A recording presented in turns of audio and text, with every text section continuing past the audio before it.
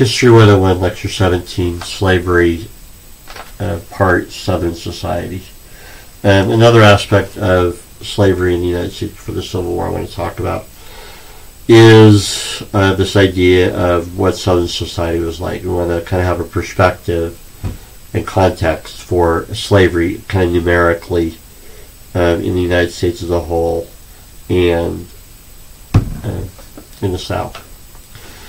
When we look at Southern society, we can kind of divide it up this way. You have the top 1%, the wealthiest people. These have the biggest plantations. When you see movies like Gone with the Wind, and I think a lot of our popular imagery about the South before the Civil War is this top 1%. And that kind of causes some problems, some distortions for you and me. Well, not me, but for you as a student. I can see past it. So, but anyways, one of the issues is when we look at our popular conceptions of the colonial South and the South before the Civil War, we tend to focus on that top 1%, the large plantation, all these slaves, cotton production. We kind of lose perspective and think that's the entire South. That's every Southerner everywhere. It's the top 1%. When we look at our popular conceptions, like on TV, the movies, the internet, social media, it's focusing on that top 1%, those large planters, the political and economic elite.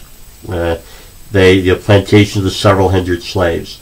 Historians have found, I know of from my study, there's 3 plantations, 2 of them in Louisiana. I can't remember where the third one is, but there are 3 documented examples of plantations with over 1,000 slaves. And so these are the wealthiest people. These are the wealthiest people in the South, in what's going to become the Confederacy. They're the top 1%. They're a small group of people. Right? Then you have the next 5 or so percent, the small planters. These are smaller plantations. They have dozens of slaves. You have a small group called the middle. We call them middle class today. They're urban dwellers. They're family farmers, merchants, lawyers. These people would have between 1 and 10 slaves, or 0 to 10 slaves. This middle group they'd have, like, for example, if let's say you're a lawyer and you live in a big city, you don't need hundreds of slaves. You need 1 to clean your house, right? So you might only have 1 slave. If you're a family farmer in Kentucky, you're too poor to have hundreds of slaves. You might have 1, right? Slavery is expensive. Slavery in the 19th century is expensive. We'll go over prices in a minute, but slavery is expensive in the South in the 19th century. Before the American Revolution, slaves are relatively cheap comparatively. By the 19th century, slavery is expensive. Owning slaves is expensive. And so you have this middle group, 19th century family farmers that might only have, the Kentucky farmer might have 1 slave and 6 sons. And then the guy, so you're all working together on the farm. Right? Then there's the bottom, everyone else, 75%. Okay. Poor, landless, homeless, laborers, slaves, Indians, overseers, any involved in slave trading. These people don't have slaves. They're too poor. Okay. And so the first interesting thing about slavery, to put it in perspective, is only about 25% of Southerners own slaves, if you take it numerically. All the white Southerners, numerically, it's about 25% of white Southerners. So if you take 10 Southerners randomly, 10 Southerners before the Civil 1850s, 2.5 of them will have slaves. Will have a slave. I'm not sure what the half is, but 2 to 3.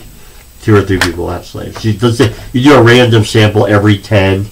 Like, 1 sample might have 2, 1 might have 3, kind of thing. If you look at the U.S. as a whole, the entire white population or European population, about 2% are going to own slaves. And so you kind of look at, slavery is heavily concentrated in the South, and then specifically one industry, the cotton industry, or cotton production. And so, going over prices really quick with everyone else, 70%. Slavery in the 19th century is prohibitively expensive for most people in the South. To give you some prices, by the 1850s, the price of an adult healthy man is upwards of $1,000. That's equivalent to about $250,000 today. Okay. An adult woman, a healthy adult woman, several hundred. Kids, 300 to 400. Older, if you're older, your price goes down. But what you're seeing is, by the 1850s, starting the 1820s and then into the 1850s and onward, the price of slaves dramatically increases. And one of the reasons it dramatically increases is the abolition of the international slave trade. Once the international slave trade's abolished, slavery in America is dependent on domestic increase. And so the price of slaves is going to start going up and up and up. 1820s, 30s, 40s, up and up and up and up, dramatically inflating. And so by the 1850s, $1,000 for one healthy adult man who's going to be a farmer, who's going to do the farm work, cotton production. That's prohibitively expensive. $250,000 today. And so that's another reason, going back to anti-slavery, everyone knows this, Northerners and Southerners. So that's why a lot of Northerners, are like, slavery, at some point slavery is just going to become prohibitively expensive. Southern cotton plantations are going to wake up one day and go, it's affecting my bottom line too much. It's affecting my profit too much. And so, that's another thing. That's what boggled a lot of anti-slavery Northerners. That's what kind of boggled their mind. Like, the Southerners by the 1850s got so beholden to slavery culturally. Like, this is our culture. This is us. It's our institution. It kind of, for a lot of Northerners, when you read the letters and the articles, it kind of blew some Northerners away. Like, it's going to be better for your bottom line. You're going to have a more efficient economy. You'll make more money not having slaves. And so that's kind of the mindset for a lot of Northerners. It kind of boggled their mind. That's why they couldn't understand why Southerners were so dead set on protecting the institution of slavery, because it was like, they're going to make more money if you give them up. Just pay them a wage and let them worry about themselves. You'll actually probably be richer than you are now. And so, like, for example, the plantation with 1,000 slaves, where's all their wealth? All the wealth is tied up in the slaves. It's like, how rich are you? Not really. Monetarily, you're not really wealthy. If all your wealth is in, it ties it up. And so it kind of boggled a lot of Northerners' minds when they're like, you'll be richer. You'll be richer without it. You'll get richer. Anyways, and so, but going back to the point here, so the price of slaves inflating. The price of slaves in the 1850s is so dramatically increasing. There is an argument, some historians argue, that if the Civil War had not happened, the Southern cotton planters at some point would have been forced to give up their slaves and free them and just have a controlled labor force. So, meaning at some point, like apartheid in South Africa, some historians argue, economic historians argue, getting into the 1870s and 80s, let's say the Civil War had not happened, by the 1870s and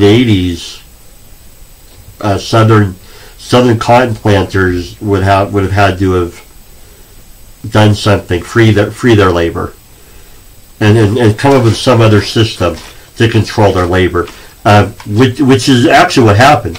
Segregation after the Civil War. Segregation in the South, right? Slavery ended with the Civil War. So what did Southern planters and farmers do? Well, you set up segregation to what? Control your labor. In South Africa, same thing. Slaves are freed. Well, we got to control our labor. Apartheid. So it's kind of interesting. It's kind of like what happened anyways. And so some is trying to argue if the Civil War hadn't happened, at some point by the 1880s, 70s, 80s, 90s, Southern industry, the Southern economy would have had to have freed their labor because it would have been prohibitively expensive. The price of slaves just skyrocketing. It would have gotten to where no one could own us. Like, you have to give them up, and which is what happened in a way. Again, after the Civil War, slavery is illegal. We still need our labor, so what do? You set up segregation to control your labor. In South Africa, you set up apartheid to control your labor. But anyways, interesting stuff.